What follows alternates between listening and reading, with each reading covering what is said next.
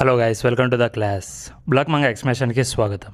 ఈ వీడియోలో black chapter 315ని ఎక్స్ప్లెయిన్ చెబుతున్నాం గైస్. ముందు చాప్టర్లో సైడ్ బిలో నాగి షిగేయో ఫస్ట్ స్టేజ్ని క్లియర్ చేసి నెక్స్ట్ స్టేజ్కి వెళ్తారు. అలాగే బ్లాక్ లాకర్ రూమ్లో ఫ్రాన్స్తో మ్యాచ్ని ఎందుకు ఓడిపోయారని ప్లేయర్స్ అందరూ డిస్కస్ చేసుకుంటూ ఉంటారు. అప్పుడే ఈసాగి మన ఈగోయిష్ అనే వర్డ్ని చాలా నార్మల్గా యూజ్ చేస్తున్నాం, కానీ మనకి ఈగో అంటే ఏంటో కూడా తెలియదు. ఫస్ట్ ఈగో అంటే ఏంటో తెలుసుకుందామని చెప్తాడు. ఇక ఈగో అంటే ఏంటి, అలాగే జపాన్ కోచ్ ఈగో ఇంగ్లాండ్ మ్యాచ్లో స్టార్టింగ్ లైనప్ నుంచి ఈసీని రిమూవ్ చేస్తాడా లేదా రినైన్ తీసేస్తాడో ఈ చాప్టర్లో చూడబోతున్నాం. అయితే వీడియోని ఎక్స్ప్లెయిన్ చేసే ముందు నా వీడియోని లాస్ట్ వరకు చూసి నచ్చితే లైక్ చేసి మా ఛానల్ని సబ్స్క్రైబ్ చేసుకోండి గైస్. బట్ వీడియో నచ్చలేదంటే ఏం నచ్చలేదో కామెంట్లో చెప్పండి. నెక్స్ట్ టైం బెటర్గా చెప్పడానికి ట్రై చేస్తా. ఇక లేట్ చేయకుండా వీడియోని స్టార్ట్ చేద్దాం. ఇక లాస్ట్ చాప్టర్ ఎక్కడైతే ఎండ్ అయిపోయిందో అక్కడ నుంచి ఈ చాప్టర్ అనేది స్టార్ట్ అవుతుంది. ఇక ఫస్ట్ పేజ్లో చూసుకుంటే బెంచ్ మీద ఉన్న ఈసగి అసలు ఈగో అంటే ఏంటని అక్కడ ఉన్న బ్లాక్ ప్లేయర్స్ అందరినీ అడుగుతాడు. దానికి రిన్ను షీడో ఇద్దరు షాక్ అయిపోతారు. ఇక నానేసే నువ్వు చాలా మంచి పాయింట్ అడిగావు, అదొక వేగు కాన్సెప్ట్ అని అంటాడు. అయితే హియోరి ఈగో అంటే తనకు కూడా ఐడియా లేదు, ఈసగి అడిగిందే. మళ్ళీ ఈసగిని అడుగుతాడు, కానీ తన వెనక ఉన్న బాచురా స్కూల్లో పిల్లలు హ్యాండ్ని రేస్ చేసినట్టు హ్యాండ్ని రేస్ చేసి ఈగో అంటే ఏంటో నాకు తెలుసు, ఈగో అంటే నీ లోపల ఉన్న మాస్టర్ అని చెప్తాడు. తను ఆన్సర్నే ఇస్తాడని నేను ఎక్స్పెక్ట్ చేశా, కానీ ఇక్కడ మీకు ఒక విషయం చెప్పడం మర్చిపోయా. ఇక్కడ కానేశ్వర హెల్త్ బాగలేదు, అందుకే ఈ చాప్టర్లో కొన్ని పేజెస్ కంప్లీట్గా డ్రా చేయలేదు. ఇక చాప్టర్లోకి వస్తే నెక్స్ట్ చిగిరి. ఇక్కడ ఈగో అంటే జస్ట్ ఫీలింగ్స్ మీద బేస్ అయ్యే ఒక కాన్సెప్ట్ అని నేను ఎప్పుడు కూడా అనుకోలేదు. నాకు ఈగో అంటే మన ట్రూ సెల్ఫ్, మన ఎసెన్షియల్ సెల్ఫ్ లాగా నాకు అనిపించిందని చెప్తాడు. నెక్స్ట్ రియో, కానీ నాకు మాత్రం నా లోపల ఉండే ఒక సెల్ఫిష్ ఫీలింగ్ లాగా కొంచెం సెల్ఫ్ సెంటర్లో అనిపించిందని చెప్తాడు. ఆ తర్వాత యూకిమియా. ఇక్కడ ఈగో అంటే ఏంటో నాకు కూడా అర్థమైంది. ఇక్కడ ఈగోలో అదర్స్కి ఏమైనా పర్లేదు, నేను మాత్రం గేమ్ని గెలవాలని ఒక సెల్ఫీ సైడ్ ఉంటుందని చెప్తాడు. ఇక పక్కనే ఉన్న గగమారు నేను చిగిరి మాటలకి అగ్రీ చేస్తున్నా అని చెప్తాడు. అలాగే ఓటోయ నేను కూడా తనతో అగ్రీ చేస్తున్నా. ఇక్కడ ఈగో అంటే వేరే వాళ్ళని హర్ట్ చేయడమని నేనైతే ఎప్పుడు కూడా అనుకోలేదని చెప్తాడు. ఇక ఈసకి వాళ్ళ టీంలో ఉన్న ప్లేయర్స్ అందరూ ఈగో గురించి చెప్పిందంతా విని చూసారా, ఇక్కడ ఈగో అనే వర్డ్కి ఒక్కొక్కరి దగ్గర ఒక్కో మీనింగ్ ఉంది. అందుకే ఇప్పుడు బ్లాక్ చాలా ట్రబుల్లో ఉంది. ఒకవేళ మనం వరల్డ్లోనే టాప్ ఈగోయిస్ట్ అంటే ఏంటని అర్థం చేసుకోగలిగితే మన అపోనెంట్స్తో ఎలా ఫైట్ చేయాలో అర్థమవుతుందని చెప్తాడు. దానికి చిగిరి ఈగో అంటే ఏంటో ఇప్పుడు నాకు బాగా అర్థమైంది. అలాగే ఈసగి ఏం చెప్పాడో కూడా అర్థమైందని చెప్తాడు. అలాగే ఐకు నువ్వు చెప్పింది బాగానే ఉంది, అలానే ట్రై చేద్దామని చెప్తాడు. అయితే కరెక్ట్ టైంలో ఈగో ఈసగి చెప్పిందంతా విని అది చాలా మంచి ప్లాన్ ఈసగి వచ్చి ఇక్కడ ఈగో వచ్చి ఒకరి లైఫ్ యొక్క ప్లే స్టైల్ని రెఫర్ చేస్తుంది. అంటే దాని మీనింగ్ వచ్చి ఈగో అంటే జస్ట్ సెల్ఫిష్గా ఉండడం మాత్రమే కాదు, ఒక పర్సన్ లైఫ్ని తను ఎలా అప్రోచ్ చేస్తాడో, ఎలా డెసిషన్స్ని తీసుకుంటాడో, తన డ్రీమ్ కోసం ఎలా ఫైట్ చేస్తాడో అని ఒక కంప్లీట్ వే ఆఫ్ లివింగ్ని రెఫర్ చేస్తుందని మీనింగ్. ఇక ఈసగితో కంటిన్యూ చేస్తూ నేనైతే ఈగోని అలానే డిఫైన్ చేస్తా. ఇక్కడ హ్యూమన్స్ వచ్చి ఒక సోషల్ క్రియేచర్స్. చాలా డిఫరెంట్ వేస్లో చెప్పాలంటే హ్యూమన్స్ కనెక్షన్స్ లేకుండా మనం జీవించలేం.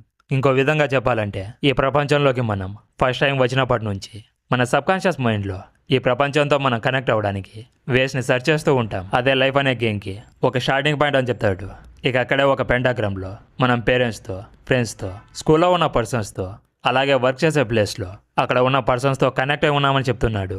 ఇక ఈగో కంటిన్యూ చేస్తూ తర్వాత మనం రియాలిటీని ఫేస్ చేస్తూ మనం పర్ఫెక్ట్గా ఉండడానికి కొన్నిసార్లు కరెక్ట్ చేస్తూ ఇంకొన్నిసార్లు తప్పులు చేస్తూ మన ఓన్ ఐడెంటిటీని క్రియేట్ చేసుకుంటామని చెప్తాడు. అలాగే ఇంకో పెంటాగ్రామ్లో టాలెంట్ని, ఎన్విరాన్మెంట్ని, మైండ్ సెట్ని, అలాగే అపియరెన్స్ని చూపించడం చూసుకోవచ్చు. ఇక తర్వాత ఫస్ట్ సెలక్షన్లోని చిగిరిని, సెకండ్ సెలక్షన్లోని బాచ్రాని, ఇక కునిగామి వైల్డ్ కార్డ్ ఎంట్రీని, అలాగే సెకండ్ సెలక్షన్ నుంచి బారోని, ఇక మ్యాన్ సైన్స్ సిటీ గేమ్లోని యూకిమియా గోల్ని, అలాగే ఊబర్స్ గేమ్లో హ్యూరీ చేసిన పాస్ని, ఇలా ఫ్లాష్ బ్యాక్స్ అన్నిటిని చూపిస్తారు. ఎందుకంటే ఆ మూమెంట్లోనే వాళ్ళు ఎవల్యూషన్ అవ్వడం జరిగింది.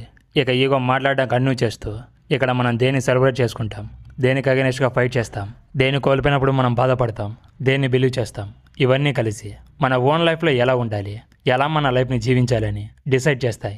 అలాగే ఈ డెసిషన్స్ అన్నీ మన ఎవల్యూషన్ అవ్వడానికి గైడ్ చేసేదాన్ని ఈగో అంటారు.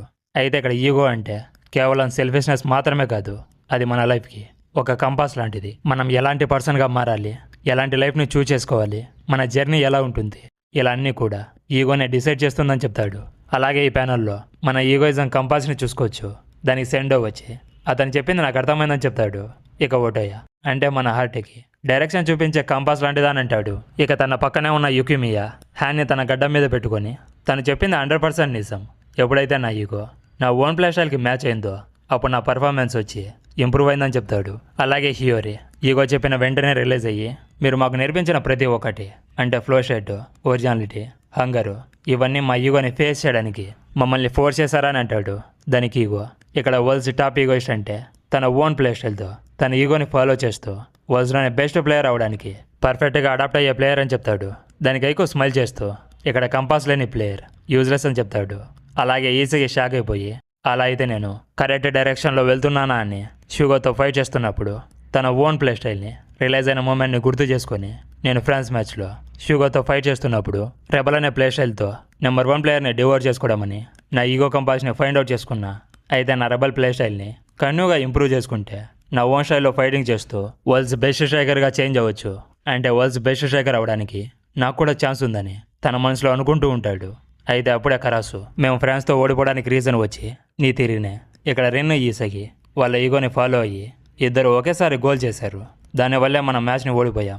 ఇక్కడ మనం వరల్డ్స్లోనే బెస్ట్ ఈగోయిస్ట్గా అందరూ గోల్ చేయడానికి ట్రై చేస్తే మనం మ్యాచ్ని విన్ అవ్వలేం. అయితే హానెస్ట్గా చెప్పాలంటే బ్లాక్లో ఉన్న కొంతమంది ప్లేయర్స్కి నీ మెథడ్స్ మీద డౌట్స్ ఉన్నాయి.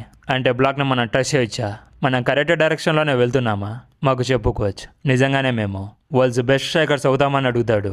దానికి ఈగో స్మైల్ చేస్తూ don't make me laugh, trust, right అవన్నీ మాకు ఇంపార్టెంటే కాదు.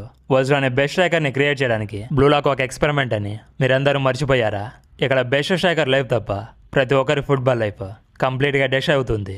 నాతో పాటు మీరందరూ కూడా ఈ ప్లాన్ని అగ్రీ చేశారు. ఇప్పుడు శానిటీ వల్ల యూజ్ ఏం లేదు. శానిటీ మనకి సెక్యూరిటీ ఇవ్వచ్చు, కానీ దాంతో మనం మన డ్రీమ్స్ని అచీవ్ చేసుకోలేమని చెప్తాడు. ఇక నెక్స్ట్ పేజ్లో చూసుకుంటే ఒక ఏంజిల్ లాగా డెడ్ బాడీస్ మీద ఉంటే నా మ్యాడ్నెస్ మిమ్మల్ని ఇన్స్పైర్ చేస్తే మీ మ్యాడ్నెస్ నన్ను ఇన్స్పైర్ చేసింది. అలా బ్లూలాక్ ఇంత దూరం వచ్చింది నా మీద, నా మెథడ్స్ మీద. ఎవరికైతే డౌట్స్ ఉన్నాయో వాళ్ళని బ్లూలాక్ నుంచి వెళ్ళిపోమని ఫకాఫ్ అని అంటాడు. అది విని అక్కడ ఉన్న అందరూ షాక్ అయిపోతారు. ఇక ఈగో మాట్లాడడం కంటిన్యూ చేస్తూ మన మ్యాచ్ని ఎందుకు ఓడిపోయామో మీకు ఇంకా అర్థం కాలేదనుకుంటా. దానికి మెయిన్ రీజన్ వచ్చి మన ప్లాన్స్లో ఎర్రర్స్ వల్ల కాదు, అలాగే ఎనిమీస్ స్ట్రెంత్ వల్ల కూడా కాదు. మీరు వరల్డ్స్లోనే బెస్ట్ ప్లేయర్స్ అని మీలో కొందరు నమ్మకపోవడం వల్లే అని చెప్పి గోడ మీద ఉన్న స్క్రీన్ని గట్టిగా పంచింగ్ చేస్తూ ఇలాంటి సిచ్యువేషన్లో ఉండడానికి రీజన్ వచ్చి మీ ఫుట్బాల్ని జీవించడానికి వేరే దారి కోసం చూస్తున్నారు. ఇక్కడ మన గోల్ వచ్చి వరల్డ్స్ బెస్ట్ స్ట్రైకర్ని క్రియేట్ చేయడం. కానీ మీరేమో నన్ను డౌట్ చేస్తున్నారు. అయితే మీ ఓన్ ఈగోస్ ఎక్కడ ఉన్నాయి? You trash.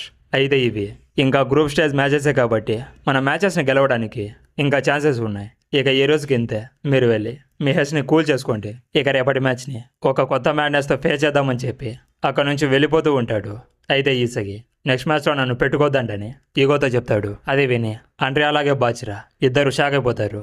ఇక ఈసగి మాట్లాడడం కంటిన్యూ చేస్తూ ఒక పాయింట్లో నేను నెంబర్ 1 అవ్వాలనే గోల్ని మర్చిపోయా, అందుకే టీం కూడా కొలాప్స్ అయింది. ఇప్పటి వరకు మనం చేస్తూ వచ్చినవే కరెక్ట్ కాదు. బ్లూలాక్ రీబార్న్ అవ్వడానికి ఇదే పర్ఫెక్ట్ టైం.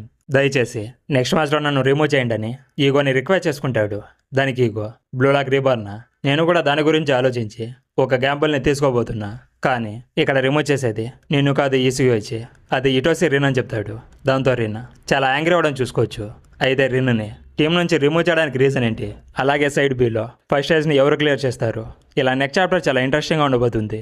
సో ఈ చాప్టర్ మీద మీ ఒపీనియన్ ఏంటో కామెంట్ సెక్షన్లో చెప్పండి. అలాగే ఈ వీడియోని ఎవరైతే లాస్ట్ వరకు చూసారో వాళ్ళందరికీ థ్యాంక్ యూ గైస్. ఇక నెక్స్ట్ వీడియోతో మళ్ళీ కలుద్దాం. అంతవరకు సెలవు తీసుకుంటూ మీ యానిమే రివ్యూస్ తెలుగు.